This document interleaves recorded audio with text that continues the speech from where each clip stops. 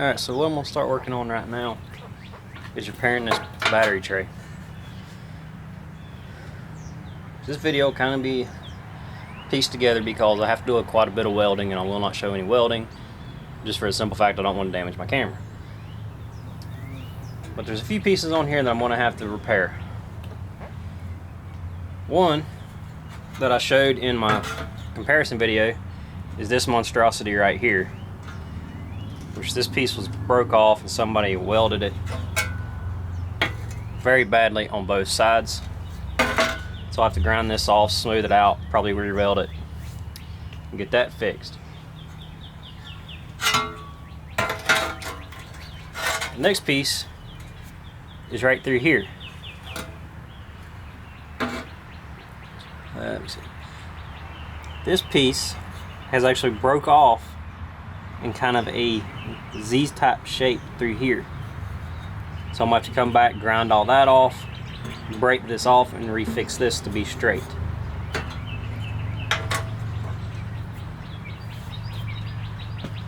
The last part that I'm going to have to work on, other than just like, you know, some corrosion here and somebody's put some holes in it,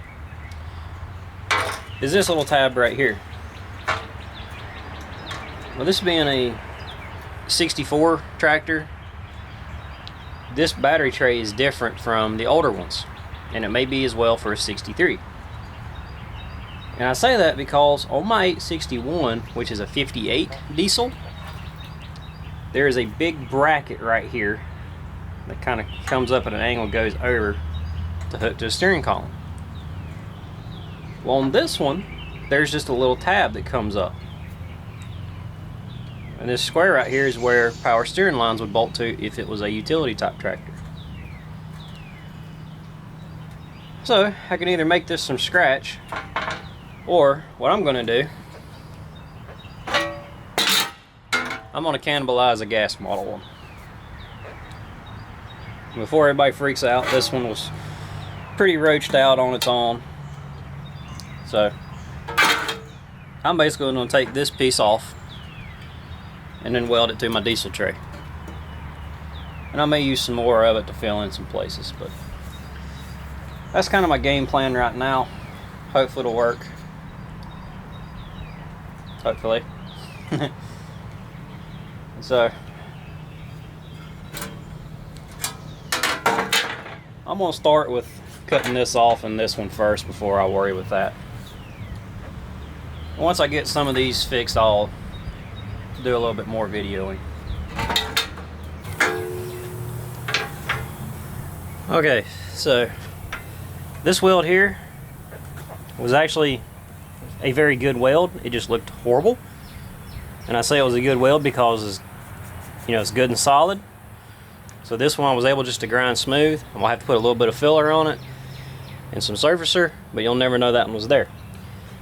However, on the inside, it's pretty rough. And so I'm gonna take my welder and just kind of fill this in a little bit and grind this down, and then that'll just get a skim coat of filler, and then that piece is fixed.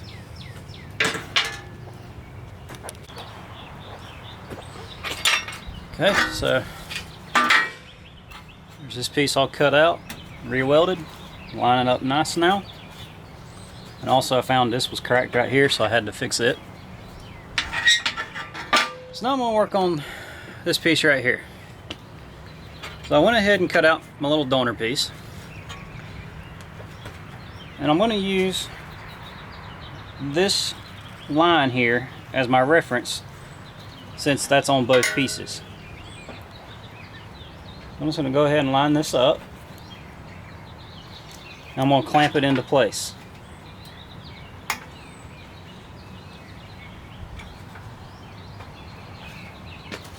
Now right here on this very edge, which I know the camera don't see it, there is a little spot here where it's missing.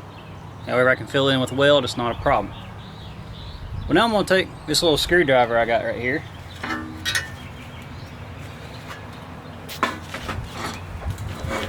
I'm probably not going to get this on camera worth of crap. I'm just going to come in here and scribe me a line where those two pieces overlap. You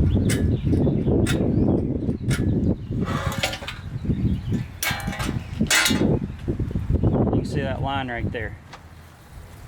So that's what I'm going to cut off, and this will be thrown away, and then this tab will get welded on right there.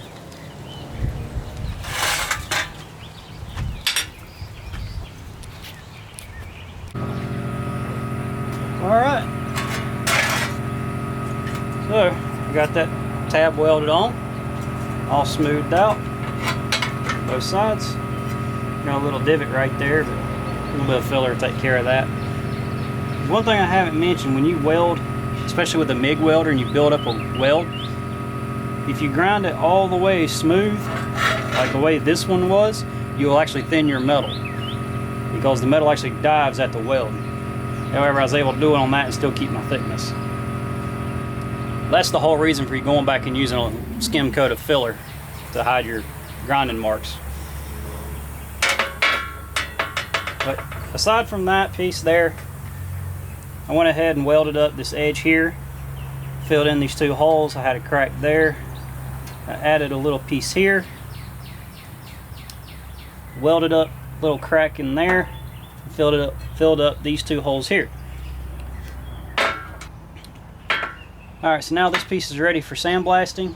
Once that's finished, I'll come in here and do what little bit of filler work I need to do. Spray this with some epoxy primer and then a surfacer. Sand that down and get it painted. Alright, so now that I got it all sandblasted, it's time to do a little bit of mud work on this thing. And I'm probably going to put mud all in here to smooth all this corrosion up. Alright, so I got all the mud work done. So now it's time to get it sprayed with some epoxy primer and some surfacer.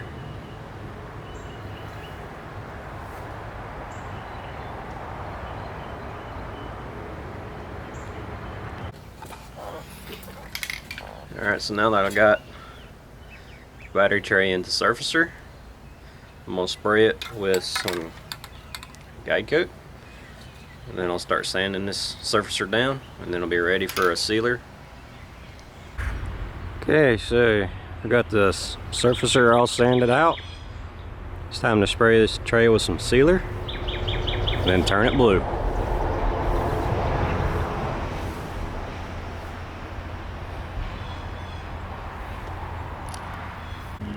Okay, there's battery tray all painted.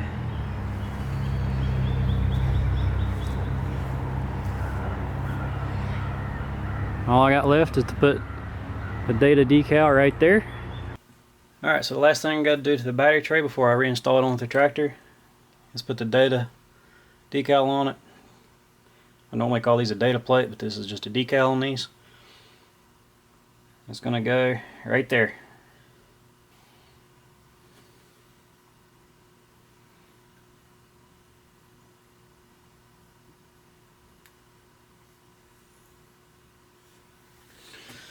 I just got a Bondo spreader as my applicator.